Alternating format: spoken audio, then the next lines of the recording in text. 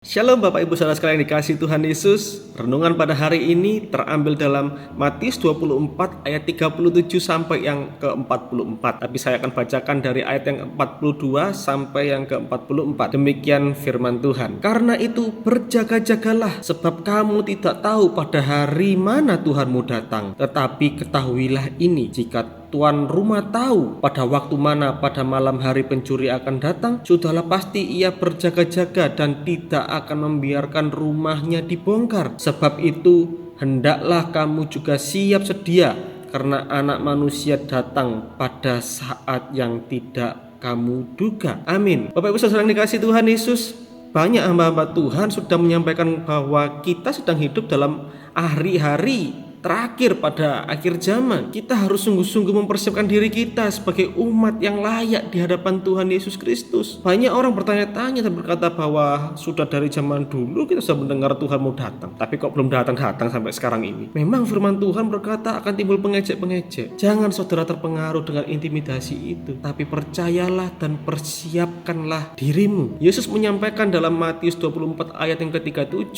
berkata, sebab sebagaimana halnya pada zaman Nuh, demikian pula halnya kelak pada kedatangan Anak Manusia. Ribuan tahun lalu Tuhan memerintahkan Nuh untuk membangun bahtera sebelum memusnahkan manusia dan hewan di muka bumi ini. Bapak Ibu bisa baca di Kejadian 6. Orang banyak berkata bahwa Nuh itu sudah gila, gak waras karena membangun bahtera di atas gunung lagi. Karena mereka tidak tahu bahwa Tuhan akan melenyapkan mereka dengan air bah. Saudara dan saya tidak tahu kapan hari dan waktunya Tuhan Yesus datang. Tapi kita hanya tahu tanda-tanda zamannya. Dan pesan Tuhan untuk kita dalam Matius 24 ayat ke-42 berkata, karena itu berjaga-jagalah, sebab kamu tidak tahu pada hari mana Tuhanmu datang. Mengapa orang perlu berjaga-jaga? Mengapa orang percaya perlu berjaga-jaga? Kita berjaga-jaga agar tidak lengah dan menjadi lelah menantikan kedatangan Tuhan yang kedua kalinya. Berjaga-jaga untuk tetap hidup dalam iman dan kesetiaan melakukan firman Tuhan. Berjaga-jaga agar tidak hidup dalam dosa, tetapi hidup dalam Tuhan senantiasa sampai ia datang kembali. Kita yang menantikan Tuhan, kita harus terus menaati firman Tuhan. Jangan berbuat dosa melawan perintah-perintah Tuhan. Kelihatannya simpel ya, sederhana, tapi coba kita introspeksi diri kita. Apakah kita ini sungguh-sungguh sudah hidup kudus dan benar di hadapan Tuhan? Apakah kita masih suka kompromi dengan perkara-perkara dosa? Gak apa-apa, kan dosa kecil. Firman Tuhan tidak pernah menyatakan dosa kecil, dosa sedang, dosa besar. Dosa ya dosa. Pesan Tuhan pada renungan hari ini adalah Tuhan minta kalau mau bersungguh-sungguh mempersiapkan kedatangan Yesus kedua kalinya, mari kita tidak boleh berbuat dosa melawan perintah-perintah Tuhan. Banyak baca firman Tuhan agar kita tahu rambu-rambu yang Tuhan tetapkan dalam firman-Nya. Kalau saudara hanya mendengarkan firman Tuhan di hari Minggu saja,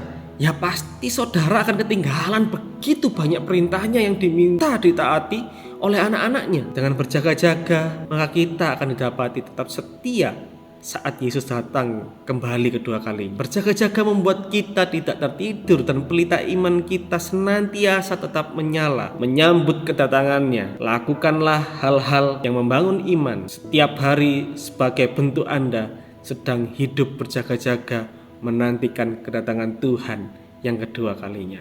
Amin. Tuhan Yesus memberkati kita semua.